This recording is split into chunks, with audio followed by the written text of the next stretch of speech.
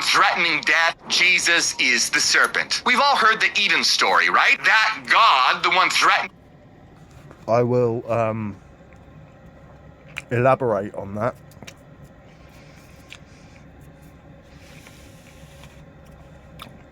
Jesus, Samael, Lilith, Abraxas, Yaldabaoth is the evil serpent on the tree of death.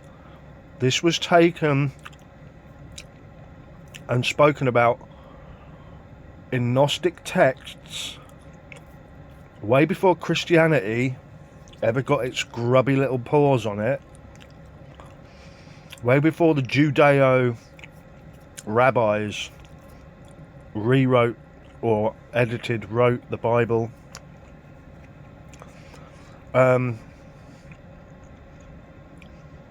Yeah, there you go. Death, banning enlightenment, throwing tantrums when humans start thinking is not the true source of light at all. He's the demiurge, the false god, the petty the false god, the false light, the demiurge. You just heard him say it, right? So therefore, Jesus is the demiurge, the false light. So if you are a Jesus worshipper, follower, Christian, you are following false light, false doctrine, false teachings. You are going to fucking, I was going to say, to the bottom of hell. But most likely what will happen is you'll be recycled, reincarnated into another version of Hell Realm where you realise you've been fucking tricked and you've been an idiot. And those out there preaching the word of God as Jesus are fucking fucked in the head. Run the other way. They're retarded, mate.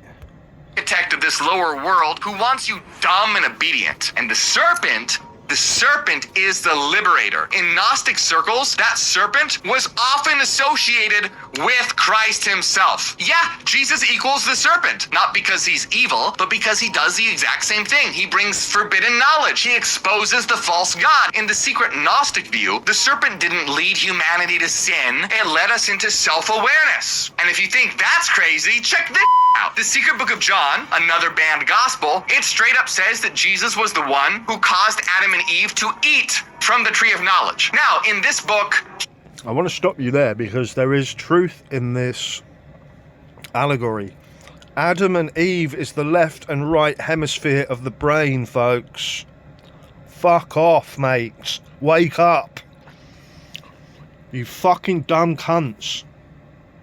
This is all esoteric, internal physiological guidance for the awakening process.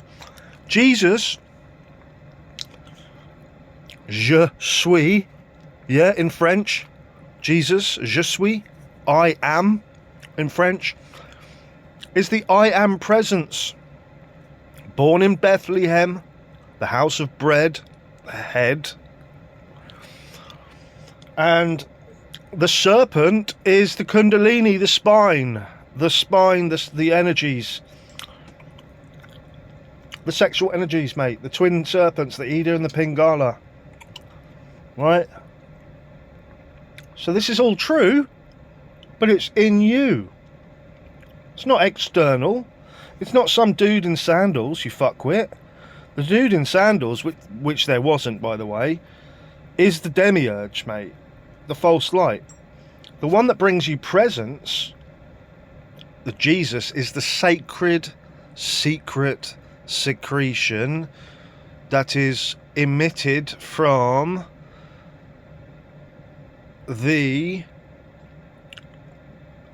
pituitary gland, pineal gland, and it travels down the spine, and you raise up the kundalini, and you're born again. Jesus is crucified, crucifixion, to meaning to multiply 1,000-fold. So the I am presence, baby Jesus, is born again at the top of your spine, at the crossing over point, where the blood-brain barrier meets. at the top of the spine, and, you know, at the top of 33 vertebrae, 33 years of Christ, yeah? And is then multiplied 1,000 times.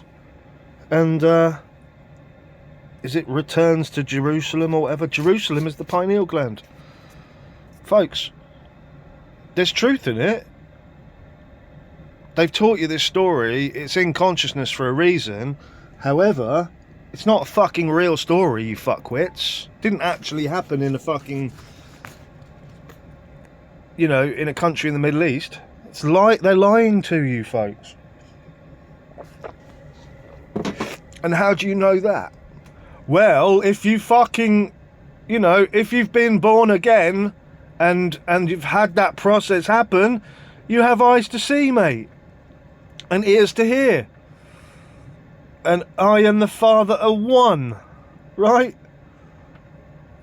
You get what I'm saying, folks? So he doesn't appear as a serpent, but Christ literally says, I caused them to eat. He wanted humans to eat the fruit because knowledge, gnosis, is liberation. Without awareness, the forbidden fruit, right, is the orgasm. And if you eat of the fruit, you shall surely die. Spiritually dead.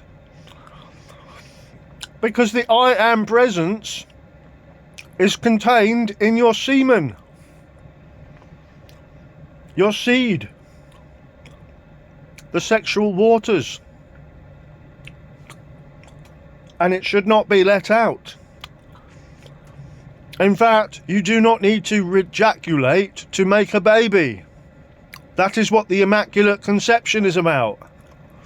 Right? It takes one sperm to make a baby. You don't need to bust your nut inside your girl's pussy to make a baby. It takes one sperm. And if you are having sacred tantric sex, raising the Kundalini, with your love, you must be in love. Love is important. All it takes is one semen to be released, one little sperm, and you know, you've got a baby. So we stay trapped in the false god's daycare of ignorance forever. The serpent was always the light bringer, a role that Jesus openly took on. Jesus is the serpent. We've all heard the Eden story, right? That God, the one threatening death, banning enlightenment, throwing tantrums when humans start thinking, is not the true source of light at all. He's the demiurge, the false god, the petty